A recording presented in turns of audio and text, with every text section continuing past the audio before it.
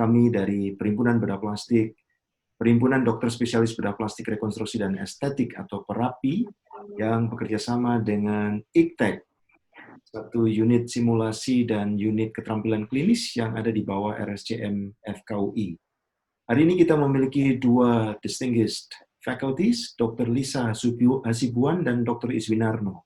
Moderator pada sesi kali ini adalah Dr. Lisa Hasibuan.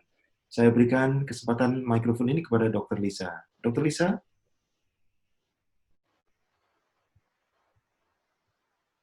Ya, terima kasih Dr. Teddy. Selamat pagi semuanya. Selamat datang di ruang virtual Jumpa Dokter Anda dengan topik penanganan awal luka bakar. Untuk mengisi waktu WFH di masa pandemi COVID ini. Assalamualaikum warahmatullahi wabarakatuh. Seperti kita ketahui bersama bahwa luka bakar adalah suatu trauma atau kecelakaan yang sangat sering kita jumpai di sekitar kita. Mulai dari yang paling sederhana, misalnya terciprat minyak panas buat ibu-ibu yang ada di dapur, yang bekerja di dapur masak ya.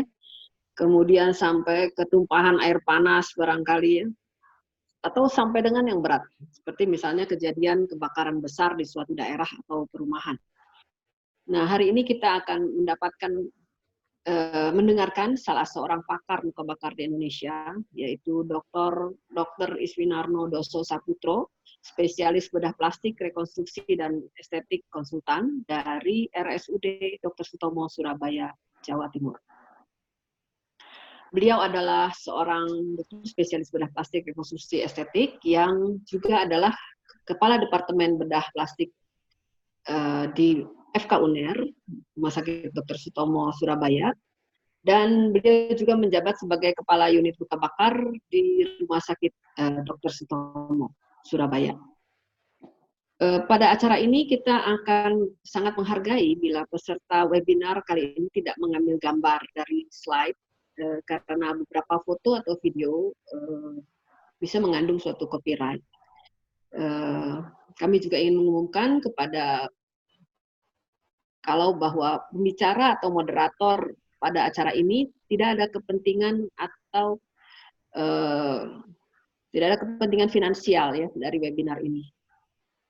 Jadi mungkin sebelum kita mulai, saya ingin menyampaikan rundown acara, yaitu pada hari ini kita setelah saya sampaikan opening ini, nanti akan dengan paparan dari Dr. Iswinarno Dosso Saputro, kira-kira mungkin 30-40 menit. Setelah itu kita akan lanjutkan dengan sesi tanya-jawab. Sesi tanya-jawab kira-kira 10-15 menit. Jadi kepada para peserta acara yang ingin menanyakan, silahkan mengajukan pertanyaan pada link yang sudah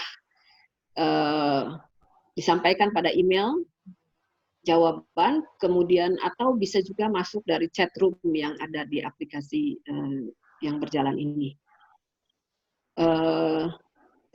Tampaknya ada beberapa peserta kita yang mungkin dokter, bahkan mungkin dokter spesialis bedah plastik.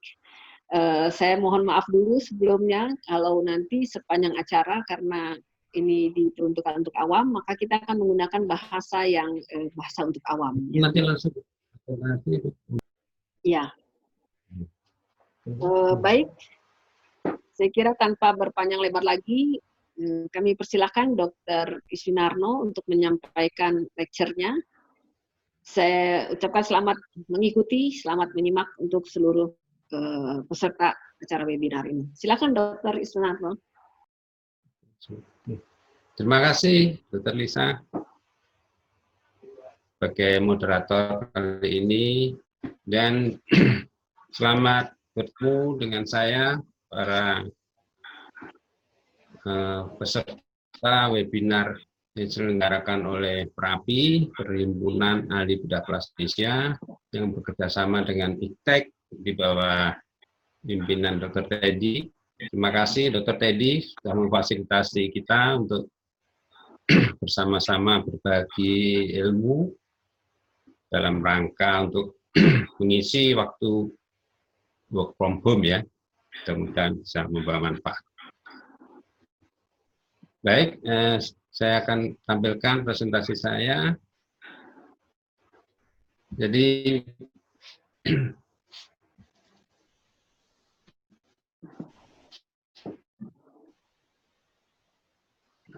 saya ambil topik adalah penanganan awal apabila terjadi luka bakar di rumah.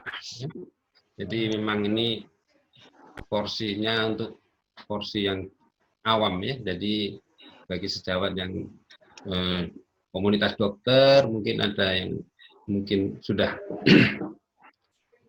mendapat kuliah tentang luka bakar. Jadi bahasa nanti saya bahasa yang sangat awam mungkin, tapi tidak menutup kemungkinan kalau memang ada pertanyaan-pertanyaan mungkin kita bisa presentasi.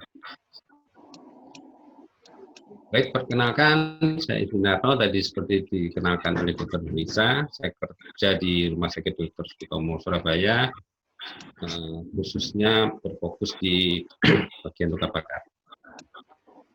Baik, pada masa pandemi COVID-19 ini, kita oleh pemerintah dihimbau untuk yang zona merah kita untuk stay di rumah saja, ya. Untuk bekerja dari rumah, belajar dari rumah, ya. Mungkin belanja juga dari rumah, ya. Sehingga segala sesuatu dapat mungkin kita kerjakan di rumah. Kalau nggak terpaksa sekali, ya nggak usah keluar dulu.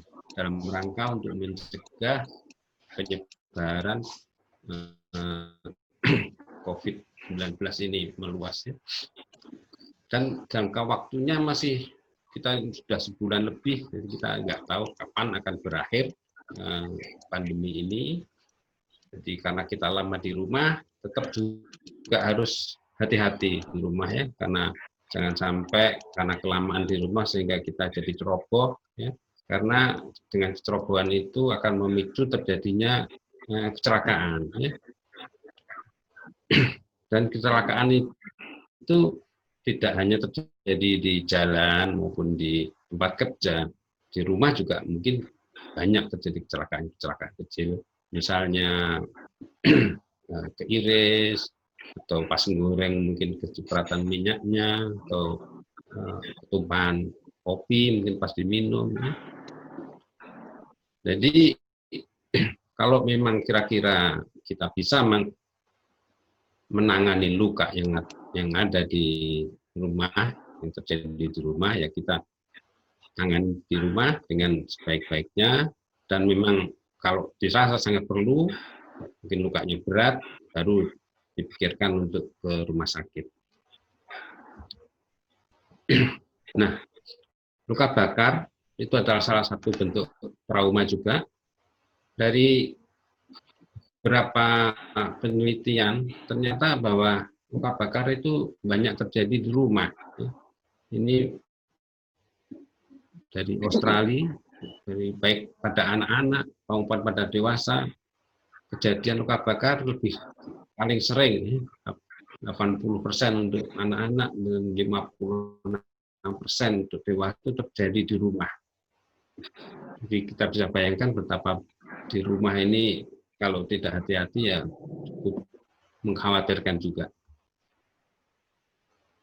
Di American Bar Association juga yang penelitiannya 60% kejadian luka bakar itu terjadi di rumah. Jadi tetap kita harus hati-hati meskipun kita di rumah. Luka bakar ini suatu bentuk trauma. Artinya bahwa luka bakar bukan suatu kelainan bawaan, bukan suatu kelainan generasi. Jadi misalnya kalau sudah tua terjadi luka bakar gitu, bukan ya. Jadi luka bakar itu karena trauma. Trauma biasanya karena kecerobohan atau ketidaksengajaan, sehingga yang sebelumnya tidak terjadi apa-apa terjadi luka. Biasanya trauma terjadi karena kecerobohan atau ketidaksengajaan tadi ya. Jadi sesuatu yang sebenarnya bisa kita antisipasi, bisa kita cegah dengan berhati-hati, dengan selalu teliti dan melakukan segala sesuatu. Luka bakar kita ketahui banyak penyebabnya ya. Bisa disebabkan oleh air panas, uap atau minyak panas, bisa disebabkan oleh listrik atau bahan kimia. Nah, ini luka listrik namanya luka bakar juga. Luka karena air disebut juga luka bakar. Jadi kalau di dunia masak kan luka dengan air disebut rebus kan rebus. Kalau ayam digoreng ya ayam goreng gitu. Nah, kalau di luka ini semua baik karena gorengan, karena rebusan, karena bakaran, namanya semua lukanya luka bakar karena manifestasi yang terjadi itu sama ya. Apa yang terjadi apabila kita terkena luka bakar, maka terjadi kerusakan pada kulit tersebut. Kerusakan baik itu fungsi maupun anatominya akan rusak, ya. Sehingga akan mempengaruhi sistem tubuh secara keseluruhan apabila luas. Ya, ini kita lihat, ya, biasanya api yang sering terjadi di rumah tangga, air panas, ya, atau kesetrum, ya, kesetrum listrik ini biasanya anak-anak. Ya. Bahan kimia juga sering terjadi pada rumah tangga, biasanya alat-alat bahan-bahan yang untuk membersihkan toilet, ya, porstek, atau sebagainya, yang bersifat asam maupun bersifat basah, ini juga bisa menimbulkan kondisi luka yang disebut juga luka bakar. Ya. Jadi pemakaiannya kalau tidak sesuai dengan petunjuknya, akan membahayakan, merusak kulit, dan menimbulkan luka bakar. Ini beberapa contoh dari bahan-bahan kimia yang sering ada di rumah, ya. Ada porstek untuk membersihkan toilet dan sebagainya. Nah, kebakaran atau luka bakar yang terjadi tadi bisa mengenai siapa saja, ya. Baik itu anak kecil, ya, bayi-bayi maupun orang dewasa. Mungkin asisten rumah tangga kita yang sedang masak tidak sengaja kesenggol minyak yang sedang menggoreng bisa menumpah ini. Pengalaman saya dulu pernah asisten rumah tangga yang kesiram ini. Dan bisa terjadi kapan saja, ya. Bisa malam hari, bisa pagi hari, bisa siang hari. Kadang-kadang yang sering terjadi di kompor, di tempat yang tutup dapur, nyalain kompor kemudian meledak. Nah, itu sering terjadi sehingga harus hati-hati meskipun tetap di rumah. Dan selanjutnya, bagaimana prognosis pasien luka bakar tersebut? Apa saja yang mempengaruhi luka bakar? Luka bakar itu dipengaruhi oleh luas luka bakarnya, kemudian kedalaman dari luka, kemudian komorbid. Komorbid ini misalnya pasti sebelumnya memiliki penyakit tertentu, misalnya diabetes, penyakit asma, penyakit yang lain, ini akan memperjelek prognosis di pasien luka bakar tersebut. Kemudian yang tidak kalah pentingnya adalah pertolongan awal yang diberikan. Nah, ini di sini pentingnya kita di rumah, pertolongan awal biasanya yang di rumah ini sangat menentukan untuk prognosisnya, biar lukanya tidak lebih berat daripada yang harusnya. Baik, kita bahas satu persatu mengenai luas luka bakar. Ya. Cara untuk menghitung luas luka bakar itu banyak metode. Salah satunya adalah metode 9. Ya. Jadi badan dibagi dalam 9 bagian, kepala 9, kemudian tangan 9, bagian dada depan 9, bawah 9, kaki depan 9. Untuk memudahkan penghitungan, kita bisa satu telapak tangan penderita itu 1%. Ya. Jadi untuk mempermudah penghitungan luas luka bakar. Perhitungan luas ini penting untuk menentukan apakah kita bisa merawat pasien ini di rumah sendiri atau harus ke rumah sakit. Biasanya untuk pasien dengan luas luka bakar lebih dari 10%, saya anjurkan untuk dibawa ke rumah sakit untuk mendapat pertolongan dokter lebih lanjut. Karena yang lebih dari 10% biasanya sudah terjadi gangguan keseimbangan dari cairan tubuh, sehingga perlu mendapatkan infus, mendapatkan terapi yang lebih optimal. Dan kedalaman, ya, kedalaman luka bakar ada banyak teori juga, tapi saya pakai yang mudah aja. Ini dibagi menjadi 3 saja, yaitu luka bakar yang grade 1, grade 2, dan grade 3. Grade 1 ini hanya kemerahan saja. Seperti kalau kita berjemur matahari, kemudian berubah warna. Ya. Zaman pandemi ini kita dianjurkan untuk berjemur jam 11 siang, ya. 10 menit, 20 menit. Nah, itu bisa, kalau kulit sensitif bisa terjadi luka bakar grade 1, ya. Jadi berubah jadi merah, jadi terlebih gatal, sakit gitu ya, itu grade 1. Tapi tidak ada perubahan dari struktur anatomi kulit, jadi hanya kemerahan saja di daerah sini. Kemudian grade 2, ya. Grade 2 ini biasanya sudah mulai terjadi kerusakan, biasanya ditandai dengan adanya munculnya blister. Blister itu bunda yang melepuh. Kemudian grade lebih dalam lagi, grade 3, ini biasanya sudah sampai hitam, putih, pucat gitu ya. Nah, grade 2 ini biasanya kalau tadi siram air panas yang sudah di atas 60 derajat itu sudah menimbulkan grade 2. Kalau di atas 70 derajat dalam waktu 10 detik bisa menimbulkan grade 3. Jadi kedalaman luka bakar ini ditentukan oleh berapa derajat panas yang sumber panas yang mengenai berapa lama dia terkena. Itu misalnya pas mandi bisa panas karena lupa tidak mencampur air panas dengan dingin, itu bisa menyebabkan luka bakar. Nah, itu berbeda kedalamannya dengan luka bakar kalau misalnya tercelup, misalnya lagi masak, kepleset, terus siram air panas, terus kita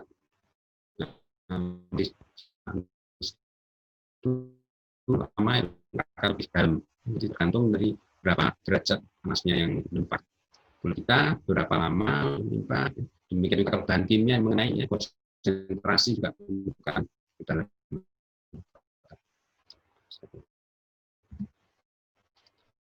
Nah, secara skema jadi kulit epidermis biasanya hanya mengenai daerah sini saja, hanya kemerahan saja. Nah, kalau kedua ini biasanya sudah mulai bulan sudah mulai terkelupasnya, sehingga terpisah dari dermis. Kemudian grade 3 ini biasanya kalau sudah sampai di otot, di lemak.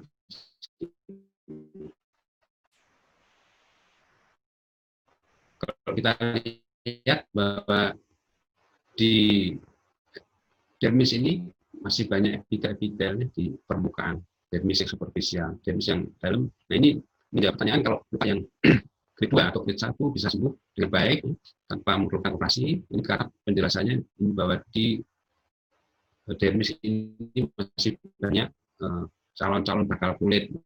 Ya.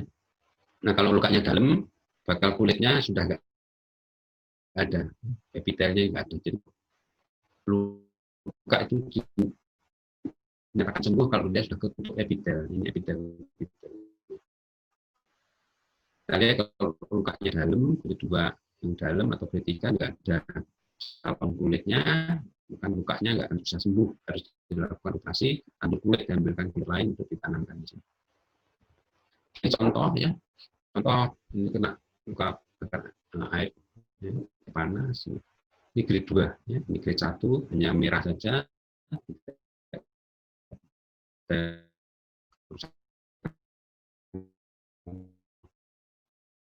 Struktur anatomi fungsi. Kalau ini sudah terjadi kerusakan, kita lihat epitelnya sudah terkelupas, ada cairan yang keluar, gula. Ini kalau sedikit, ini di kaki juga siram air panas. Ini tanda kedua. Di grade 3 biasanya sampai hitam gini ya, kena listrik biasanya. Ketiga, kena air panas juga. Ya, kalau air panas, sama airnya sangat panas, bisa terjadi campuran antara kedua yang pasien dan campur-campurnya. Mohon maaf, ini gambarnya terlalu mengerikan. Tapi ya, itu ada saja. Nah, ini juga api panas ya, grade 3 biasanya sampai puncak ini. Ini kalau sudah seperti ini, nah, ini harus dibawa ke rumah. Segera dibawa ke rumah sakit, menemui dokter spesialis tersebut untuk dilakukan perawatan lebih lanjut. Sebagaimana awal pada pasien apabila terkena luka bakar di rumah, yang paling penting adalah prosesnya dihentikan dulu. Jadi kalau misalnya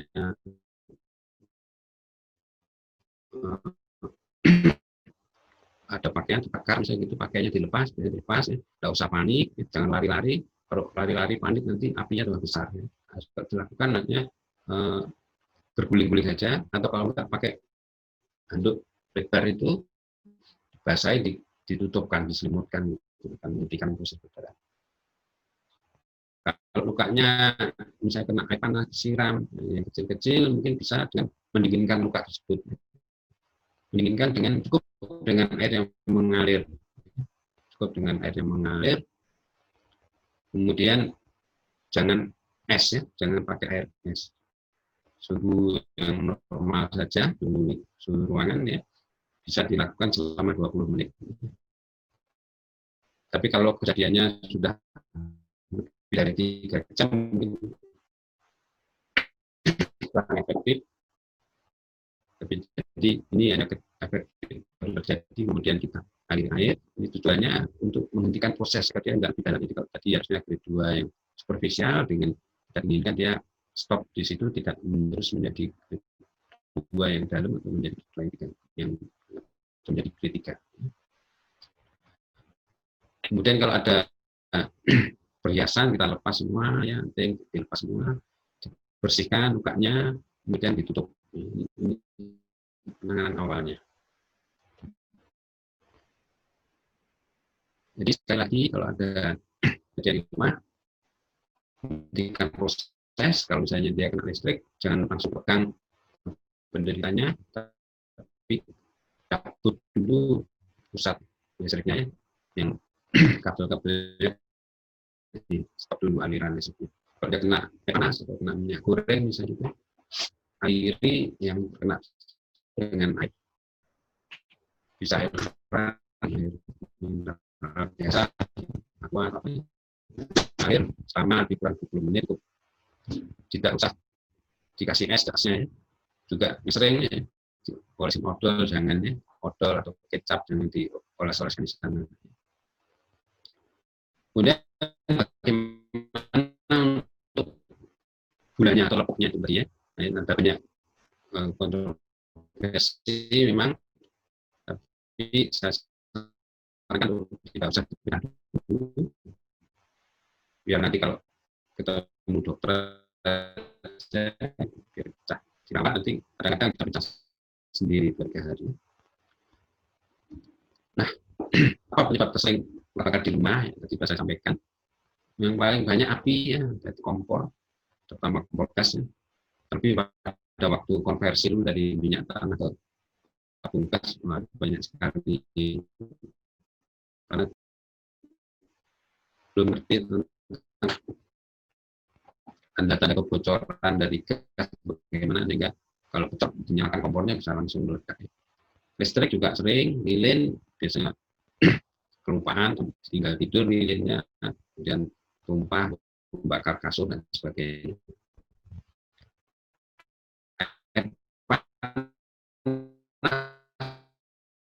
Ini juga sering, air panasnya dulu yang ditaruh di ember, karena sering nanti sudah ngajak air panas di ember, ada telepon, kita tinggal, kita lupa, kemudian langsung disiramkan ke badan kita, bisa menimbulkan Jadi kalau mau mandi dengan air panas, yang ditaruh air dinginnya dulu, jangan air panas dulu. Ya, kalau luka-luka kenanya paling lebih dingin, enggak menimbulkan luka bakar. Wah, ini sering juga terjadi pada rumah, terutama biasanya kalau pas mau ada acara misalnya mantenan atau acara-acara kenduri, itu biasanya kalau orang-orang masak di rumah dengan kuali yang besar, anak-anak lari sekitarnya terpeleset masuk dalam wah dan sebagainya, sering terjadi. Kemudian bahan kimia beberapa juga sering, karena biasanya di air aqua, jadi bahan-bahan kimia yang dimasukkan dalam botol aqua, disimpan dalam lemari es, dikira air dingin, langsung minum, bahaya juga sering terjadi. Ya. Yang lilin, bagaimana mencegah agar nggak terjadi kebakaran? Jangan tinggalkan kalau mau keluar makan lilinnya itu ya, mending dimatikan, nanti kalau mau masuk dinyalakan lagi, jangan ditinggal menyala. Meskipun mungkin cuma sebentar ya, pas ada telepon itu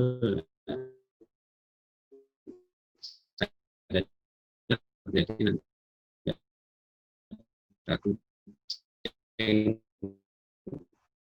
naik meja tumpah mengenai korden cetak, jangan miring-miring, nanti kalau miring gampang tumpah. Nah, ini dengan alasnya yang kertas juga memudahkan untuk terbakar. Cari tempat yang tidak mudah terbakar, bawahnya kaca dan sebagainya ya. Dari permukaan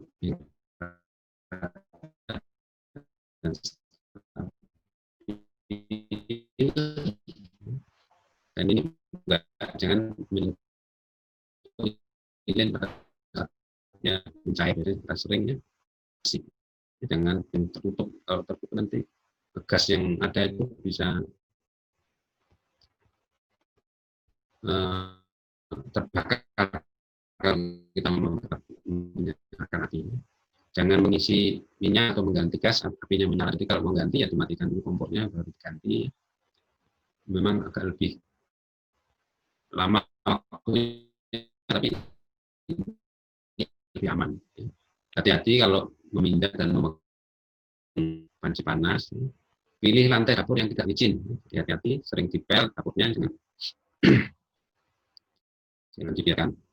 Misalnya ada tumpahan minyak, ada tumpahan mentega ya, di lantai dapur, segera dibersihkan ya. Dengan tunggu nanti keburu pleset.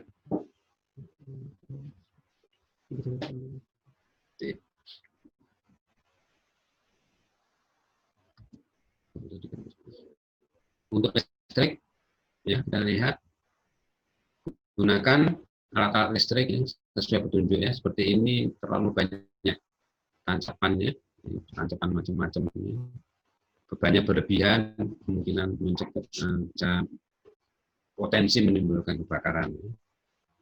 Jangan letakkan kabel di bawah karpet, di tempat pintu lalang orang masuk.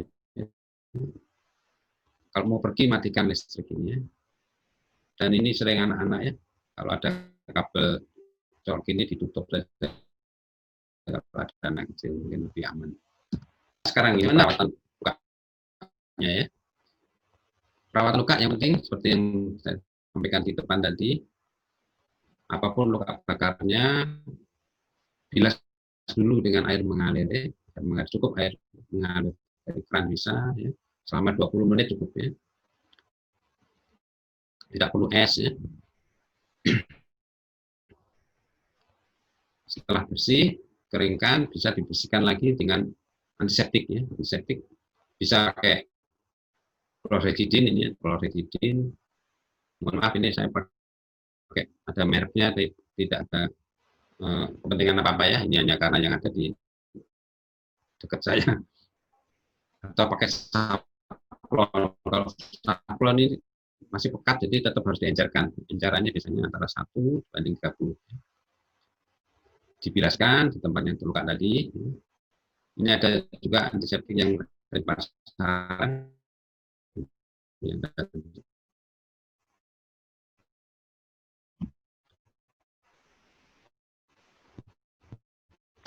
Kemudian kalau ada yang gula itu bisa dipertahankan. Buangnya pakai steril. Bisa nanti kalau belum punya gunting untuk ini beli di toko-toko alat kedokteran banyak gunting sama pinsetnya.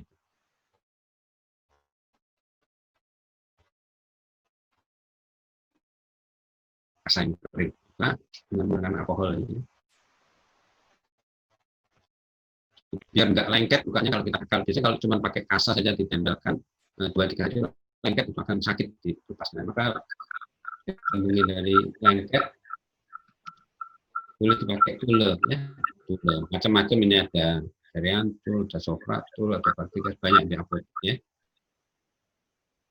Kalau di kotak P3K-nya belum tersedia mungkin bisa nyetok 1 atau 2 gitu ya.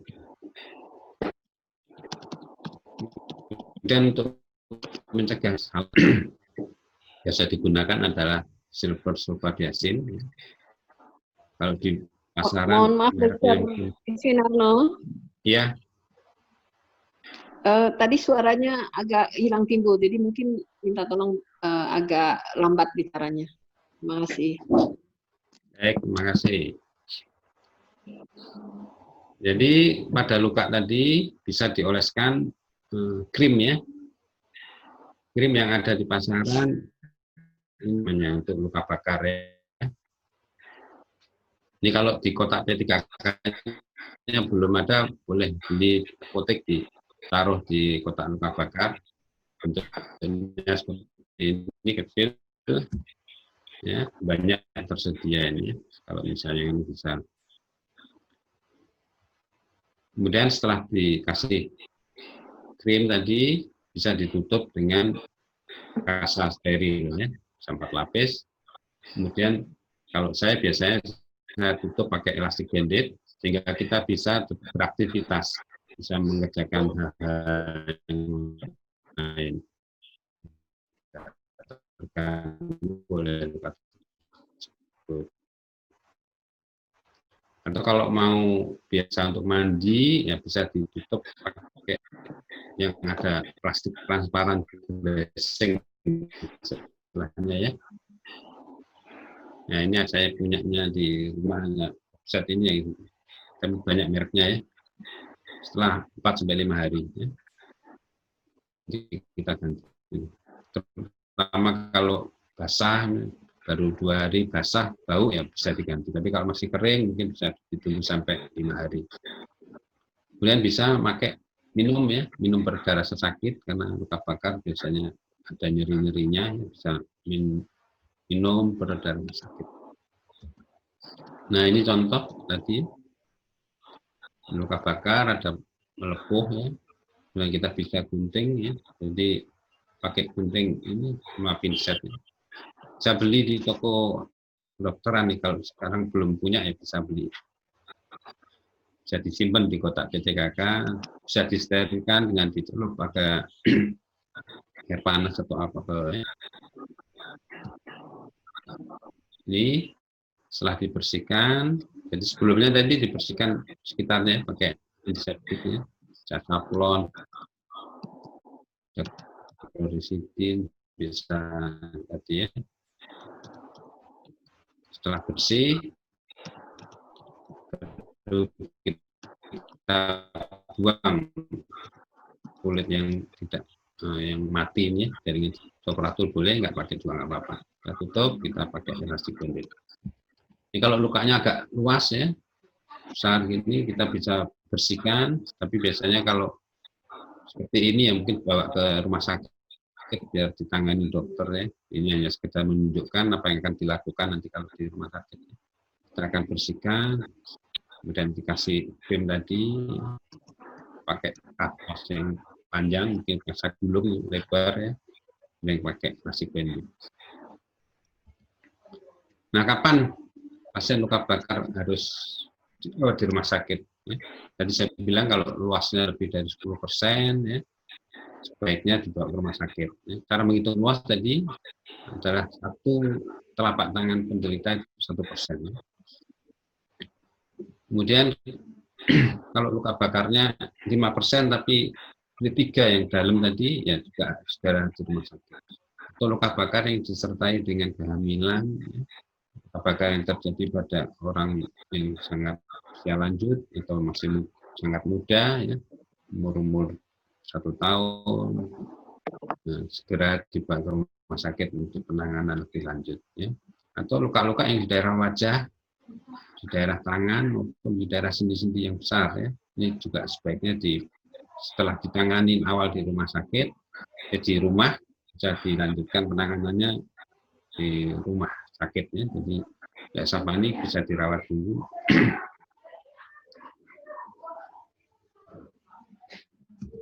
Nah, ini contoh luka bakar yang ketiga, ya, yang harus dibawa ke rumah sakit. Jadi meskipun luasnya hanya sedikit, hanya tangan saja, hanya kaki saja, tapi karena listrik, ya, karena biat kimia, ya. Nah, ini karena anak kecil, ya, panas, harus segera dibawa ke rumah sakit, konsulkan ke spesialis bedah plastik untuk ditangani dengan lebih lanjut. Nah, apabila kita ngerawat sendiri di rumah tadi, kapan kita harus ke rumah sakit, ya? Apabila dalam perawatan kita tadi tidak kunjung membaik, setelah 5 hari diganti, balutnya masih jelek, ya, lukanya masih banyak hijau, masih kuning, masih bau gitu, ya, lalu bawa ke rumah sakit, ya. Atau dalam perawatan tambah nyeri, mungkin tangannya jadi tambah nggak bisa digerakkan, nyeri, itu juga harus segera dibawa ke rumah sakit. Atau di daerah yang luka bakar itu mengalami bengkak besar gitu, ya, itu juga segera dibawa ke rumah sakit. Atau badan menjadi panas, menggigil, ya, meskipun mungkin lukanya hanya sedikit, ya, tapi bisa juga berpengaruh pada suhu badan, mungkin ada infeksi dan sebagainya, sehingga salah satu tanda adalah dengan kenaikan suhu badan. Ini mungkin perlu ditangani di rumah sakit, ya. Atau kencingnya menjadi sedikit pekat, ya, ini tanda bahwa terjadi kekurangan cairan di dalam tubuhnya, dehidrasi, ya, intrasel, intravaskuler, ya, sehingga ini harus dibawa ke rumah sakit juga untuk mendapatkan penanganan yang optimal, ya. Dan badannya menjadi lemas, bergairah gitu, ya, atau kesadarannya menurun, segera dibawa ke rumah sakit. Jadi dari uraian atas bisa saya ambil resumenya bahwa selama pandemi ini kita diharapkan dihimbau untuk tetap di rumah, bekerja di rumah, belajar di rumah, tapi tetap harus hati-hati, waspada, ya, karena ingat tadi bahwa kecelakaan, terutama luka bakar, sering terjadi di rumah. 60% untuk Amerika, untuk Australia tadi sampai 50, ya, 80%. Dan diingat bahwa luka bakar adalah kejadian yang sebenarnya bisa dicegah, ya. Bisa dicegah. Jadi luka bakar itu karena trauma, bukan karena keturunannya. Jadi luka bakar bukan karena penyakit bawaan, bukan karena penyakit menular, ya, langganya kebakaran, kita kebakaran, bukan, tapi ini murni karena trauma. Trauma berarti bisa dicegah kalau kita berhati-hati. Penanganan yang baik di awal kejadian ini akan mencegah kerusakan yang lebih berat, ya. Jadi menghentikan prosesnya, ya, dengan mencegah infeksi dan sebagainya. Apabila luka bakarnya cukup luas, ya, di atas 10%, segera ke rumah sakit. Nah, cara menghitung luas luka. Kemudian yang tidak kalah penting, saran ini tambahkan dalam kotak P3 Anda obat-obatan untuk luka bakar. Baik, Dr. Lisa, saya kira itu yang bisa disampaikan. Mungkin ada diskusi, kita lanjutkan dengan diskusi. Baik, terima kasih Dr. Sunarno Para peserta webinar sekalian, mohon maaf tadi mungkin ada yang dalam sambungan internet, tapi mudah-mudahan apa yang disampaikan oleh Dr. Isunarno bisa ditangkap ya melalui slide yang ditampilkan. Baik, terima kasih Dr. Isunarno. Ini kita sudah sekarang kita masuk ke sesi tanya jawab. Ini sudah ada beberapa pertanyaan yang masuk ke kami. Yang pertama datang dari dari Ibu Agustini yang punya 2 pertanyaan. Sebentar. Pertama, apakah gula sebaiknya dipecahkan dan dibersihkan semua atapnya atau the roofing, atau lebih baik diaspirasi menggunakan spade, atau dibiarkan saja bila gulanya kecil? Itu pertanyaan pertama. Barangkali Dr. Isunarno mau dijawab dulu, apakah mau langsung kedua? Saya kira satu-satu ya kita jawab ya. Baik, untuk gula itu kalau kira-kira masih utuh ya dipertahankan tidak apa-apa, tapi tetap harus dibersihkan di sekitar-sekitarnya.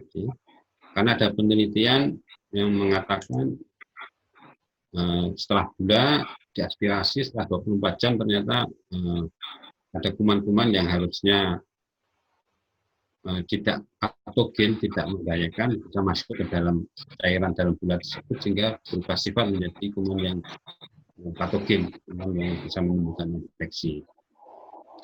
Jadi untuk tahap pertama mungkin bisa dibiarkan saja, tapi tetap dengan sekitar lukanya dibersihkan ya dengan pakai antiseptik tadi.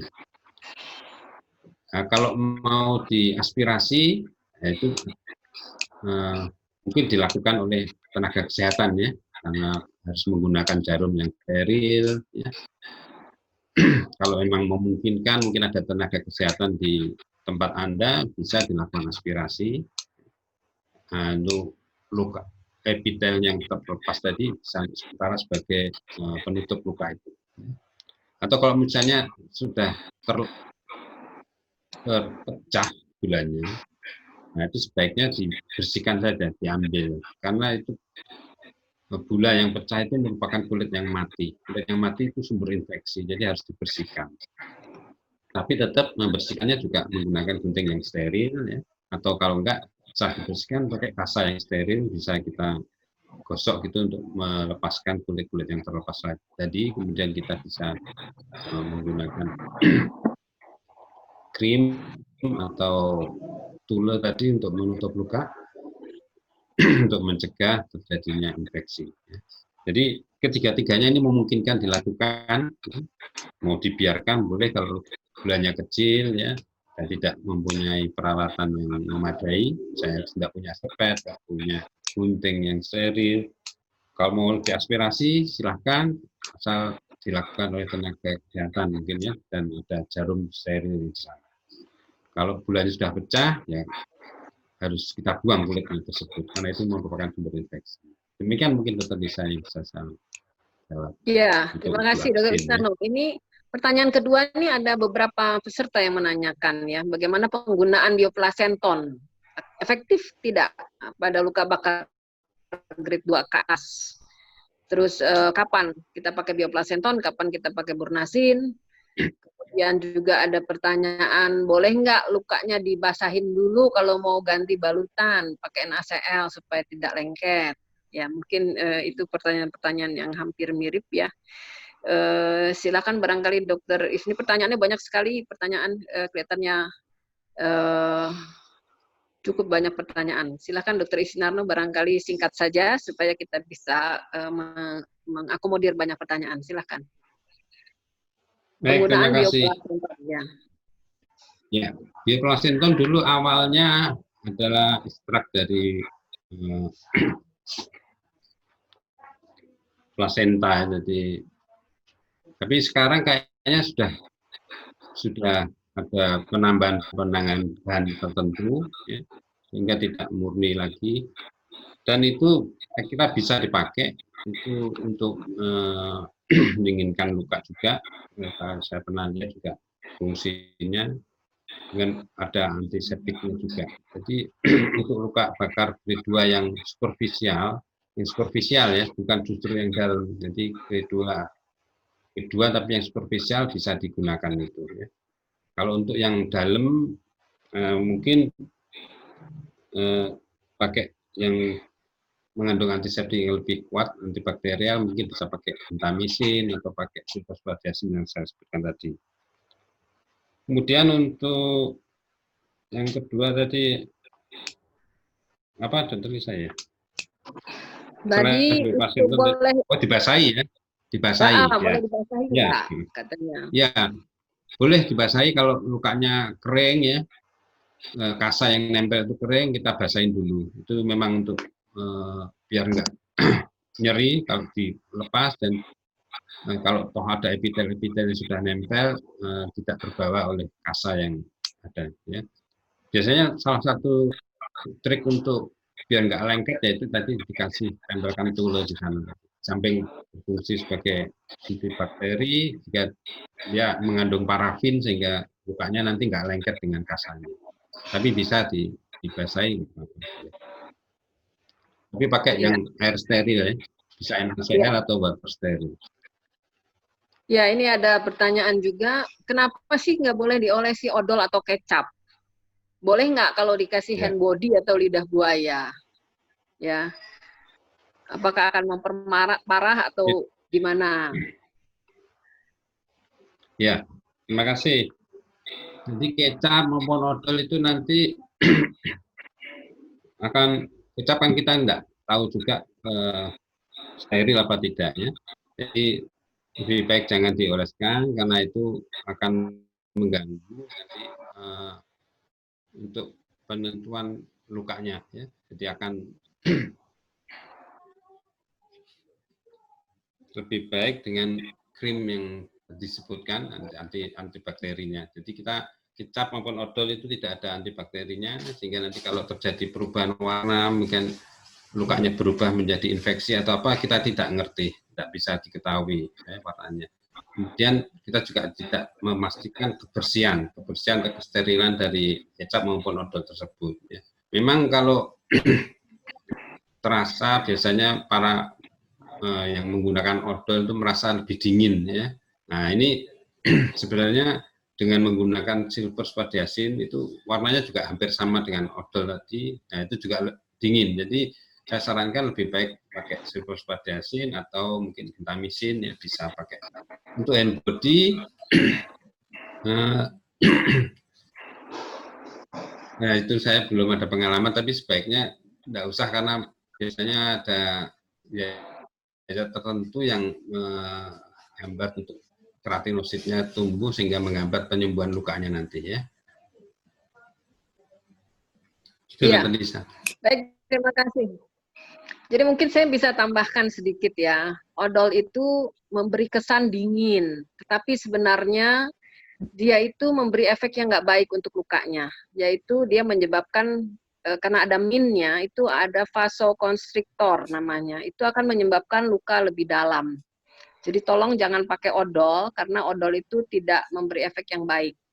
Kalau mau diolesin lidah buaya ya mungkin itu lebih baik karena itu efeknya cuma mendinginkan ya. Kan tadi prinsipnya Dokter Iswinarno mengatakan stop proses pembakarannya, kemudian dinginkan lukanya. Lidah buaya ada penelitiannya bisa mendinginkan, ya. Tapi itu bukan terapi utama, ya. Baik, ini juga ada yang nanya boleh nggak pakai madu, katanya Dokter Is. Madu. Terus bagaimana kalau kecipratan minyak panas, ngilangin minyak panas yang nempel di kulit yang terbakar, bagaimana? Ya, Dokter Is, apakah bisa ditangkap pertanyaannya?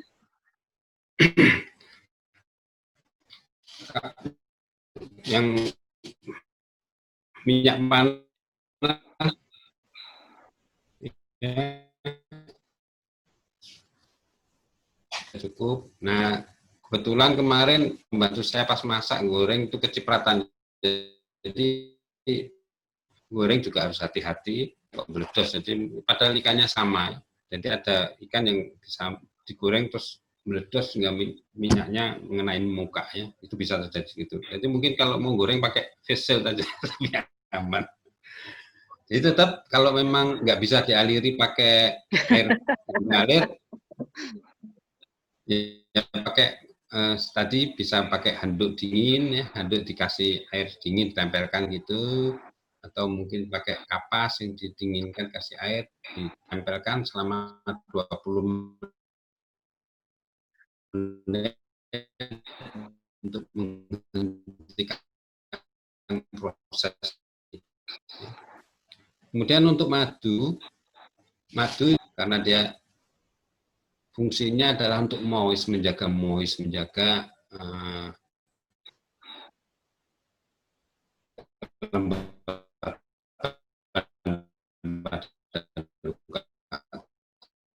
tersebut. Ya, itu, tapi untuk luka bakar sebaiknya tidak ada yang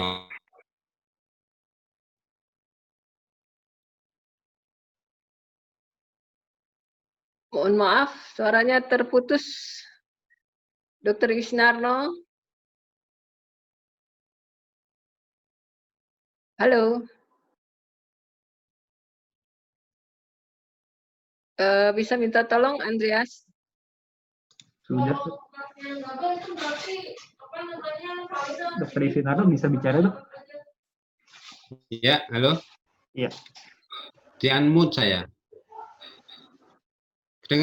Ya. Tadi agak terputus, Dr. Is. Bisa dilanjutkan, silakan. Tadi sampai yang madu ya, madu. Madu biasanya memang sering dipakai untuk luka-luka kronis karena dia fungsinya menjaga kelembaban ya. Jadi banyak fungsinya sebagai moist. Memang ada beberapa penelitian yang dibilang akan merangsang penyembuhan luka ya.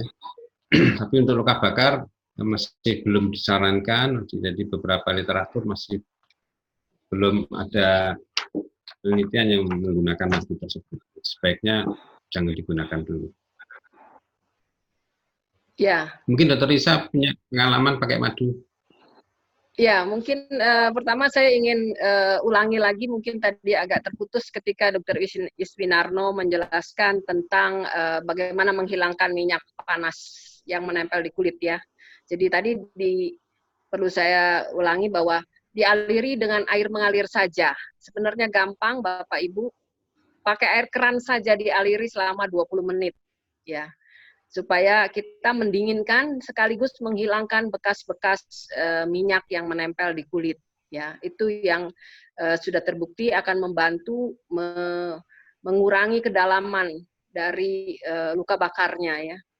Air mengalir selama 20 menit ya Bu. Jadi langsung saja begitu kena langsung nyalain keran, taruh tangannya di bawah keran selama 20 menit. Tadi mengenai madu itu sebenarnya memang bagus untuk luka karena dia punya properti antiseptik ya, kemudian juga ada antiinflamasi. Jadi sebagai penanganan awal untuk luka bakar, kalau kebetulan yang ada madu ya bolehlah, tapi itu bukan terapi definitif untuk luka bakarnya.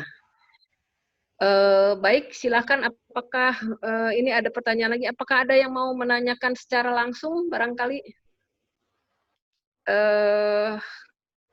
Alhamdulillah ini pesertanya cukup banyak, 228 peserta ya. Ini ada lagi pertanyaan banyak sekali sebenarnya Dr. Is. Mana yang lebih berat? Dari Septin.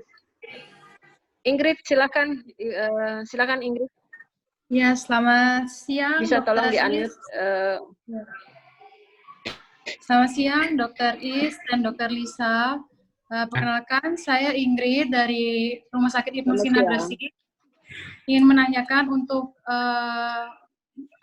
obat yang bisa dikasih di rumah yang biasanya diresepkan itu ada bioplasenton dan mebo. Apakah itu ada ngefeknya dokter untuk diberikan pada pasien-pasien yang berderajat 1 atau derajat 2 superfisial yang nggak sampai 10%? Itu apakah bisa kami sarankan ke pasien-pasien untuk pakai perawatan di rumah untuk pakai salep itu, dokter? Terima kasih, Dok. Silakan Dr. Is, barangkali bisa langsung ditanggapi saja. Ya, secara prinsip untuk mebo maupun satunya lagi apa? Bioplasenton, dokter. Bioplasenton, ya bisa dipakai itu untuk luka bakar tahap awal ya, untuk penanganan awal, karena sifatnya yang tadi seperti Dr. Melisa bilang, dia sampai dinginkan, moist ya.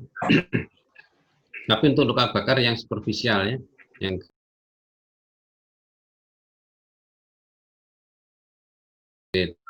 satu atau dua yang tidak terjadi kerusakan kulit yang lain. Beberapa pejabat juga menggunakan itu hasil.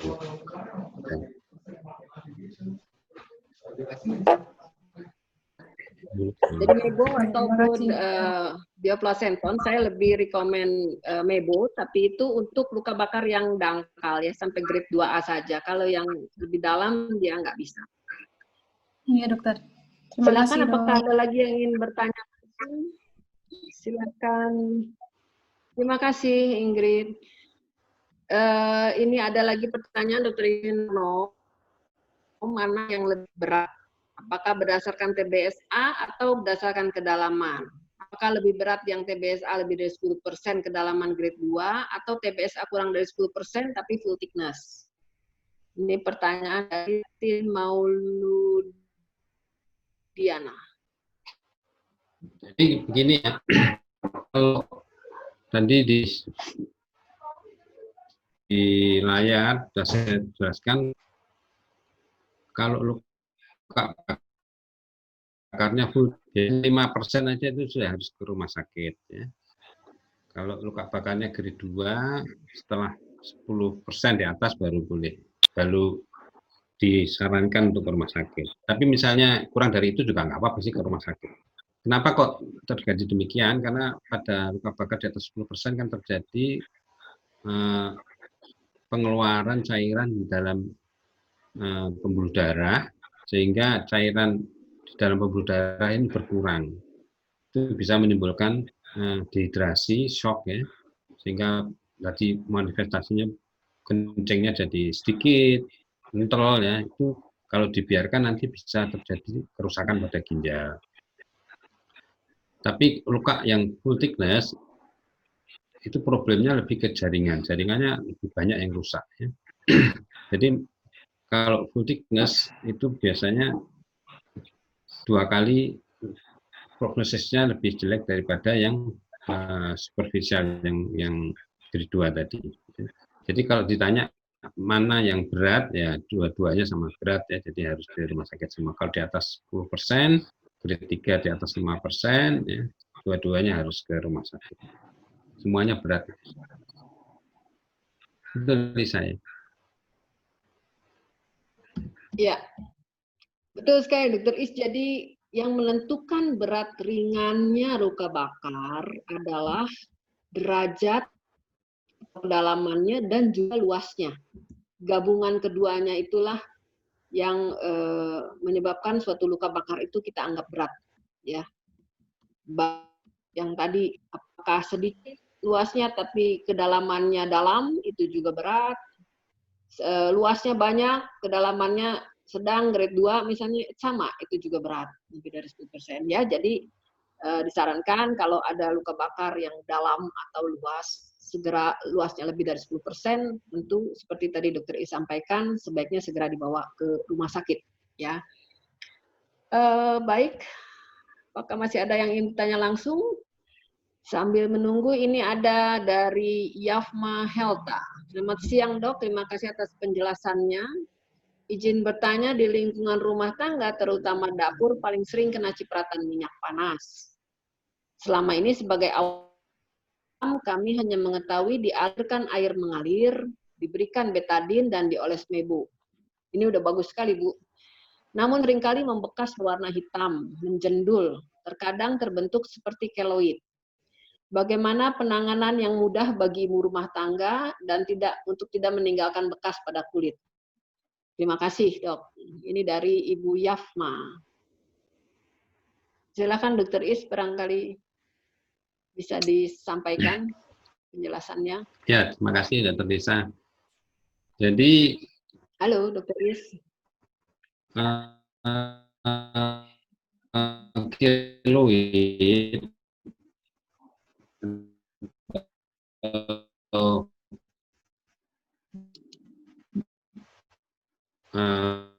benjol.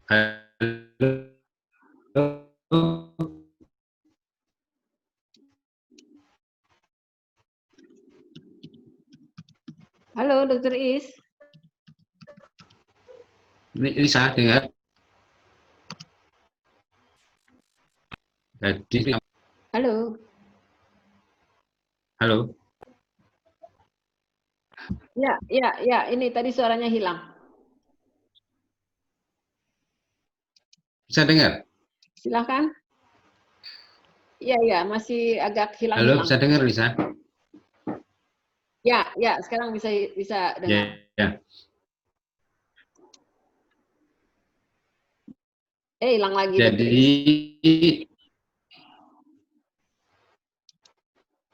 kalau terjadinya keloid atau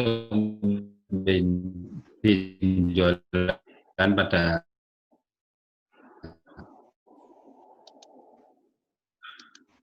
bekas luka itu penyebabnya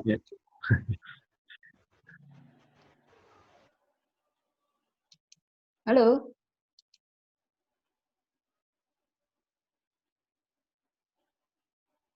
Halo. Dr. Is. Andreas tolong di-unmute Dr. Is-nya.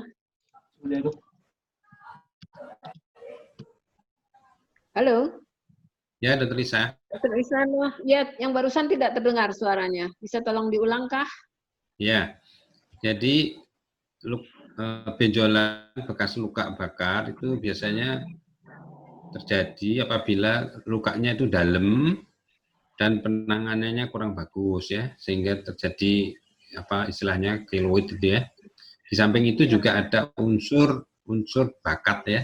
Jadi biasanya kalau ada luka tempat lain yang terjadi keloid, kemungkinan ada luka bakar yang terjadi luka bakar juga bisa terjadi keloid. Tapi kalau lukanya tidak dalam dengan perawatan yang baik, insya Allah tidak ada menjadi keloid ya. Jadi keloid itu bisa terjadi juga karena iritasi yang kronis, misalnya luka bakar biasanya mau sembuh kan gatal ya, digaruk-garuk itu bisa menimbulkan jadi bekas lukanya yang nggak bagus ya. Ya, mudah-mudahan cukup jelas. Ini ada dari Agung Prasetyo, kelihatannya raise hand ya. Agung Prasetyo, adakah? Silakan kalau masih ada. Kalau tidak ada, ini ada pertanyaan tentang Burnazin, Dr. Iswinarno. Apakah Burnazin itu aman untuk orang hamil 29 minggu? Atau Burnazin itu cocok-cocokan nggak katanya? Dulu pernah pakai, tapi cairan lukanya menjadi banyak sampai tumpah-tumpah. Udah saya cuci, dulu pernah kena knalpot, luka sudah dicuci, dan saya kelupas luka terbakaran, tapi sekarang sudah sembuh sih katanya. Itu dari Agung Prasetyo. Ya tadi sudah nulis, sudah saya jawab di chat tadi, tapi nggak apa-apa saya ulang lagi bahwa penggunaan Burnazin memang kadang-kadang menimbulkan suatu lapisan warna kuning yang kita sebut biasanya pseudoescar. Tapi nggak apa-apa, itu biasanya nanti pada perawatan selanjutnya kita kelupas saja itu, dibersihkan, nanti kita pakaiin lagi Burnazin lagi. Biasanya kalau lukanya grade 2, D2A, D2B, pengalaman saya dengan pemakaian itu 2-3 kali ganti, biasanya 10 hari, biasanya sudah kering lukanya, vitalisasi, dan tinggal penyembuhan lukanya. Jadi Burnazin memang kalau kita ngasihnya banyak, kadang-kadang memang dia terlihat seperti basah lukanya. Kalau basah gitu ya lebih baik diganti, ya segera diganti, dibersihkan, diolesin lagi, ditutup lagi. Itu udah Lisa? Ya, berapa lama? biasanya kita ganti balutan, Dokter Iswinarno. Ini ada juga yang nanya nih. Kalau Kapan sebaiknya tadi ganti sudah balut? saya ada di slide saya tadi. Jadi kalau tidak basah bisa sampai 5 hari ya. 5 hari bisa, tapi kalau misalnya dalam 2 hari sudah basah ya kita ganti. Ya. Bisa sampai 5 hari, 2 hari bisa. Ya, baik. Sebenarnya masih banyak lagi pertanyaan Dr. Iswinarno, tapi kita kiranya waktunya sudah hampir sampai ya, kita harus mengakhiri ini. Ini ada banyak sekali pertanyaan tentang LCE balm, ada pertanyaan tentang obat Cina apa tadi ya, bau fuling ya. Mungkin nanti bisa dijawab di chatroom oleh Dr. Iswinarno ya. Tapi karena waktunya sudah hampir sampai di akhir, maka saya kira saya harus menutup acara webinar kita yang menarik ini. Oh iya, silakan Dr. Iswinarno. Jadi begini, untuk penyembuhan luka kan ini kita penyembuhan awal, jadi penanganan awal di rumah, jadi nggak usah mikir keluh dan sebagainya dulu ya. Yang penting lukanya sembuh dulu, bagus, kulitnya nggak ada ya, nggak terjadi infeksi dan ya apa. Biasanya keluh itu terjadi setelah timbul bekas. Jadi yang penting pada seawal ini apa yang perlu disediakan untuk kotak P3K-nya tadi ya, yaitu yang alat-alat yang untuk membersihkan luka, fluorasin, kasa steril, itu aja yang penting-penting dulu. Yang LC-BAM dan sebagainya mungkin nanti kalau memang kondisi lukanya sudah baik baru kita pikirkan dengan itu ya. Karena ini penanganan awal, jadi mungkin yang penting mencegah infeksi, mempercepat penyembuhan lukanya itu dulu. Itu yang diutamakan dalam penanganan awalnya. Itu Dr. Lisa. Ya, baik, terima kasih. Baiklah semua Bapak Ibu para peserta webinar sekalian, rasanya menarik sekali acara ini ya. Mungkin kita perlu bikin seri kedua barangkali karena pertanyaannya kelihatannya masih cukup banyak dan pesertanya juga cukup banyak. Mungkin sebagai penutup saya akan sampaikan bahwa satu, tentu walaupun kita di rumah, tetap kita harus hati-hati selama masa pandemi ini, karena kehati-hatian itulah yang bisa mencegah terjadinya luka bakar seperti tadi disampaikan oleh Dr. Iswinarno, karena pencegahan tetap lebih baik daripada pengobatan. Kemudian penanganan awal yang baik itu akan memberikan hasil yang baik. Penderita luka bakar akan sangat tertolong apabila pertolongan pertamanya di rumah, di tempat kejadian benar, yaitu dengan cara stop, berhentikan proses pembakarannya, kemudian dinginkan. Ya, dinginkan. Kalau listrik, matikan listriknya. Kalau api atau air panas, segera dinginkan dengan air mengalir 20 menit. Kemudian bawalah ke rumah sakit terdekat atau puskesmas terdekat agar bisa dilakukan pengobatan yang memadai, yang baik. Saya kira itu saja. Saya kira terima kasih kepada semua peserta, kepada Dr. Iswinarno sebagai pembicara. Terima kasih banyak sudah share ilmunya. Mudah-mudahan bisa memberi manfaat untuk seluruh peserta yang mengikuti. Kemudian juga apabila masih diharapkan akan ada lagi, mungkin kita bisa buat satu forum lagi ya yang lebih detail. Mungkin waktunya harus lebih lama, Dr. Is. Ya. Baik. Saya ucapkan terima kasih kepada Dr. Teddy dari IKTEK FKUI RSCM yang sudah mengakomodir kegiatan ini, dan juga Perhimpunan Ahli Bedah Plastik Indonesia, PERAPI, yang sudah mensupport acara ini. Baik, akhir kata, wassalamualaikum warahmatullahi wabarakatuh. Stay healthy semuanya dan hati-hati di rumah. Terima kasih. Assalamualaikum, selamat siang. Waalaikumsalam.